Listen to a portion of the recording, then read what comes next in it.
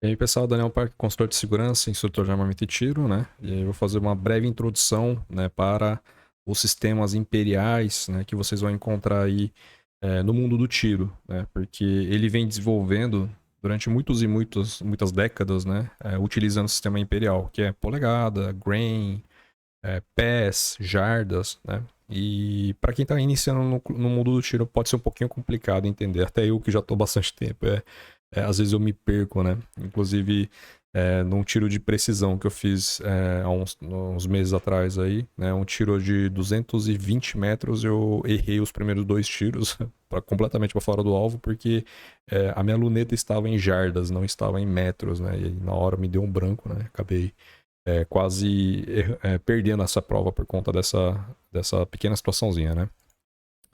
Vamos falar primeiro do grain, tá? É uma medida bem antiga, né? Ela vem da palavra grão, grão de milho, feijão, arroz, enfim, grão, né?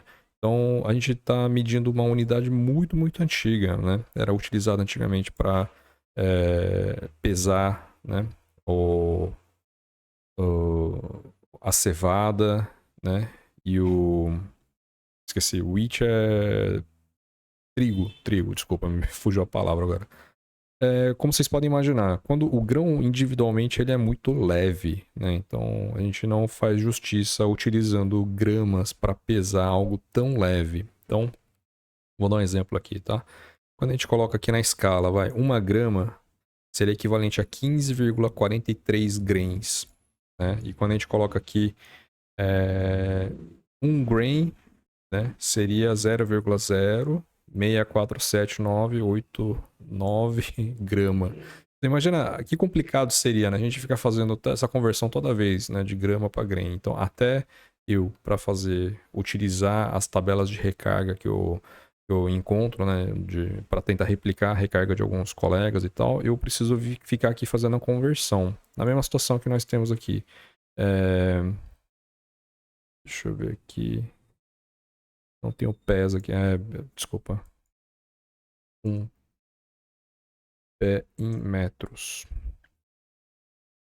A gente tem 0,30 metro, que daria aqui 30 centímetros, né? 30 centímetros e meio, mais ou menos, que seria equivalente a um pé, né? E jarda, por exemplo. Uma jarda seria equivalente a 0,91 metros, né? Que 200 metros, então, daria 180 jardas, mais ou menos, tá? Mais ou menos. Então, 1 metro aqui, equivalente a 1,09 jardas, né? Então, se eu tenho 200 metros, eu tenho 220 jardas. Eu errei aqui. O tiro que eu fiz foi a 200 metros, né? Só que a minha luneta estava em jardas, né? Então, acabei compensando demais, né? Por que isso é um problema pra gente? Porque o Brasil ele não usa o sistema imperial, né? Entendo que cada império tinha um sistema de medição diferente, né? Então, a libra, né? E o pé de medição britânico era diferente do americano, né? Os americanos adotaram, né? Mas, enfim, eles adaptaram para o uso deles, né? E acaba que até entre as colônias, né, existem medidas diferentes de medição. Então, e o Brasil não é diferente. O Brasil vem de Portugal, né? Então, os países, né, os países que utilizaram o sistema métrico português, que não foi só o Brasil, mas as colônias também do Brasil, de Portugal, perdão, eles usavam a arroba, que é para, né, que equivalia à quarta parte do quintal, ou seja, 1/4 de quinto, que é equivalente a 25 libras, aproximadamente 12 quilos.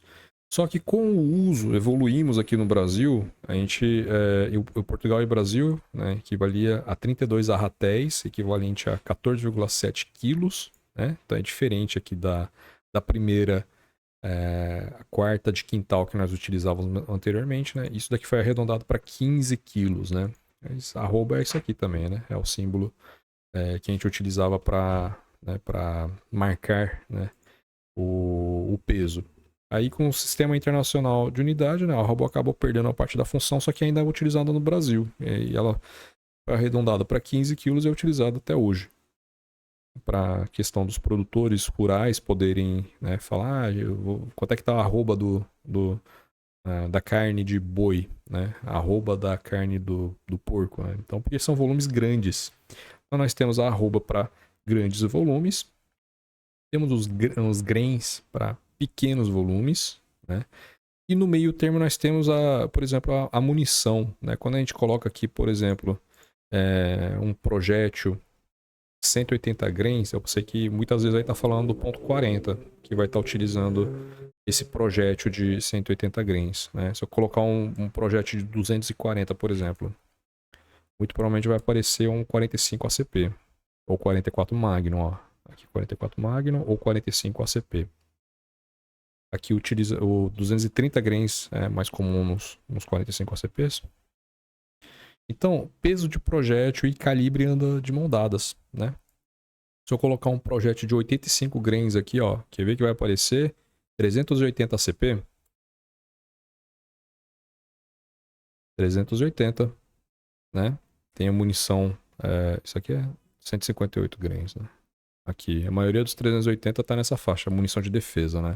Se eu colocar aqui um projétil de 125 grains, quem tá esperto vai saber que eu estou falando 9mm, né? A maioria das munições 9mm estão nessa casa de 125 até 147 grains, né? Então vamos supor, eu coloco 9mm, 147 grains, aí vai ter um projétil super pesado de 9mm, né? Então tá nessa casa aqui.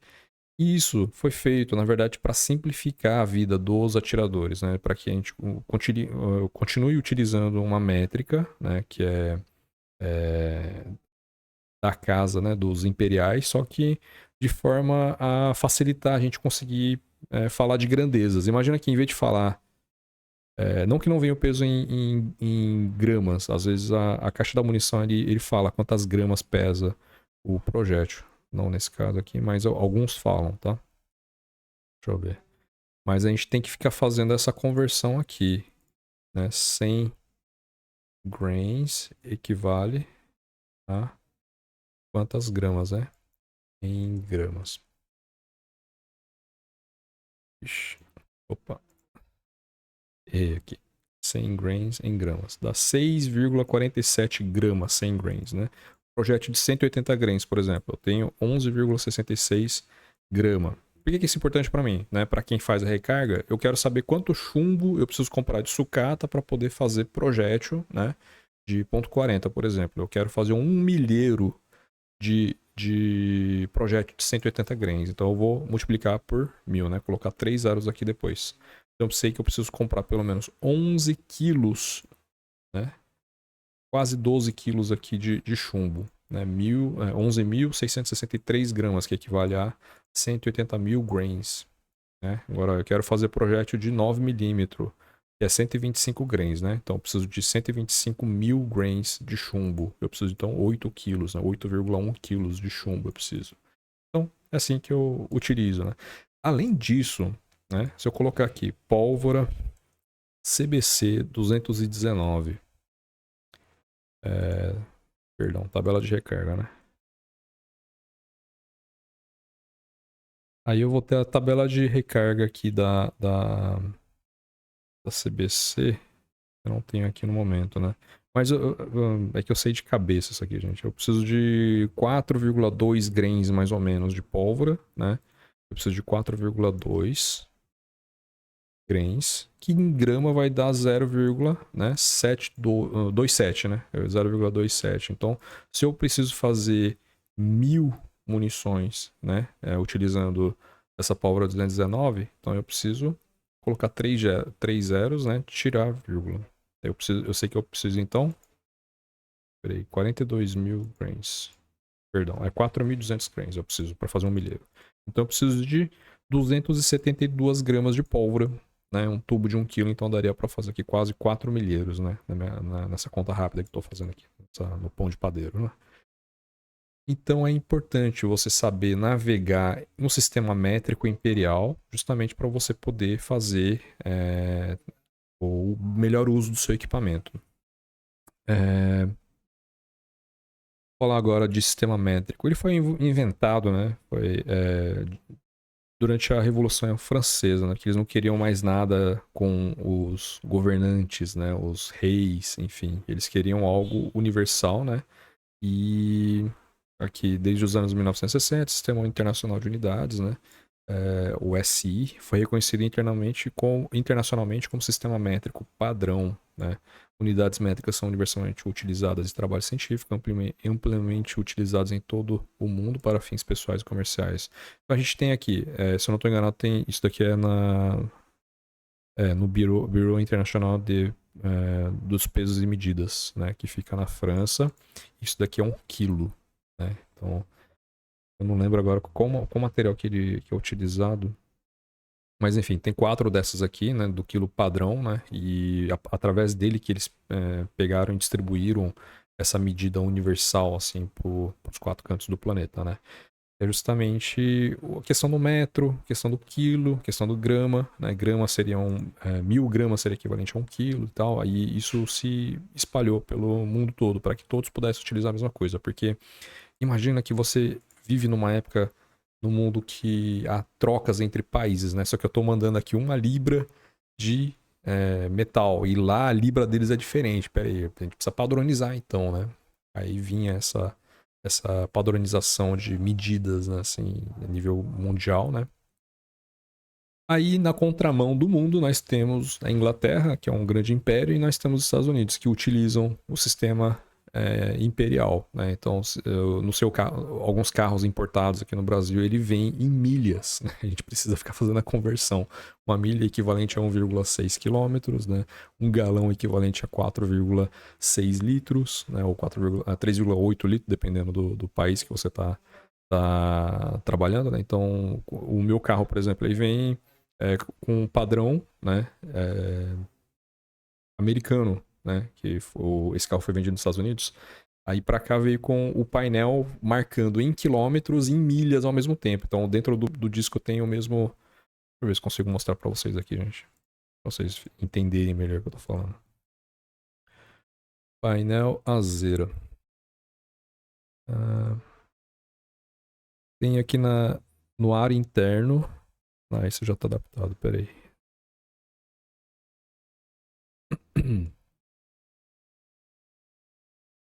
Aqui do lado de dentro eu tenho então as milhas e do lado de fora eu tenho os quilômetros, né? O painel ele vem com a mesma marcação, né? Por dentro ele vem milhas, né? E por fora ele vem quilômetros, né? Então até aí não tem tanto problema. Só que 100, não, perdão, mile per gallon.